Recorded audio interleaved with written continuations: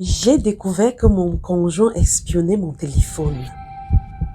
C'était une journée comme les autres, une journée banale, jusqu'à ce qu'un simple geste vienne tout le bouleverser. J'étais en train de déplacer le canapé pour faire un peu de ménage, et là, un petit calepin est tombé au sol. Curieuse, je le feuillette et je tombe sur quelque chose que je n'aurais jamais imaginé trouver. Ce n'était pas juste l'histoire de Sarah, c'est une histoire qui aurait pu vous arriver. Sarah raconte. Dans ce calepin, il y avait des informations qui m'ont glacé le sang.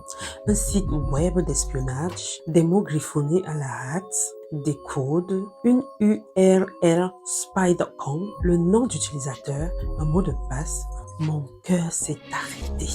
J'aurais pu refermer ce calepin, faire comme si je n'avais rien vu, mais j'ai décidé d'y aller, de comprendre. Alors, j'ai tapé l'adresse du site en question. Et là, impossible d'y accéder. Le site était protégé. Ça m'a rendu folle. Il me fallait savoir. Je me suis abonnée au site et j'ai payé. Oui, j'ai pris ce risque. Et ce que j'ai vu, je ne l'oublierai jamais. Ce site, c'était un guide, un tutoriel complet pour espionner quelqu'un. Il suffisait de rentrer un numéro de téléphone et en quelques clics, accès aux appels, accès aux messages, WhatsApp, Instagram, Messenger, géolocalisation en temps réel, enregistrement audio et moi, je suis restée là, figée devant l'écran parce que ce numéro, c'était le mien. J'étais en train de comprendre que quelqu'un me surveillait, que mes messages, les plus intimes, mes appels, mes photos, tout était accessible. Et cette personne, ce n'était pas un inconnu. C'était l'homme avec qui je partage ma vie. Je sais qu'à ce niveau, beaucoup se posent la question, mais dans un couple, l'amour ne suffit-il pas une totale transparence? Est-ce qu'il ne devrait pas avoir accès à ce téléphone? Je vous comprends, je l'ai pensé aussi. Mais la vérité, c'est que l'amour n'est pas synonyme de contrôle. Il est fondé sur la confiance et le respect mutuel. Le véritable amour, c'est celui qui permet à chacun de conserver son espace personnel, de préserver sa liberté. C'est celui qui respecte l'intimité de l'autre sans chercher à tout savoir, à tout posséder et surtout à rentrer dans le jardin secret de l'autre. J'ai connu personnellement ce terme lors de ma bénédiction nuptiale. Tout ce qui ne concerne pas ton conjoint, de près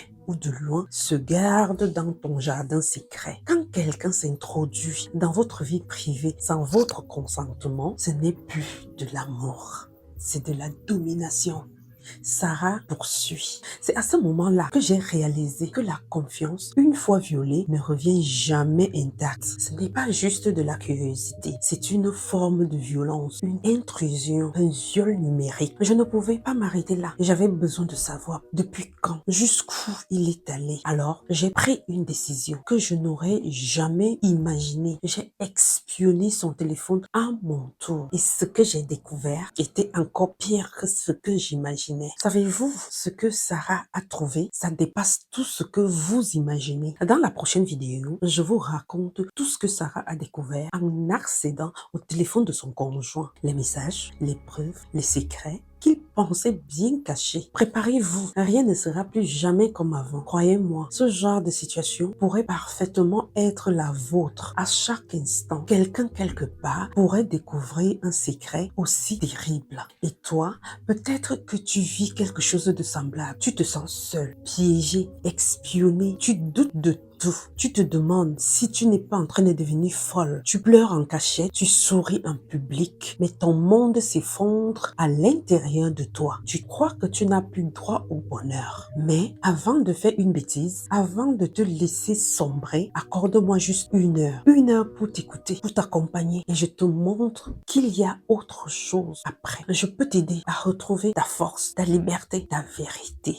Je t'attends. Prends rendez-vous avec moi. Le lien est en description. Et surtout, n'oublie jamais, tu mérites d'être heureuse. À suivre dans la vidéo 2, ce que j'ai découvert en espionnant son téléphone en retour.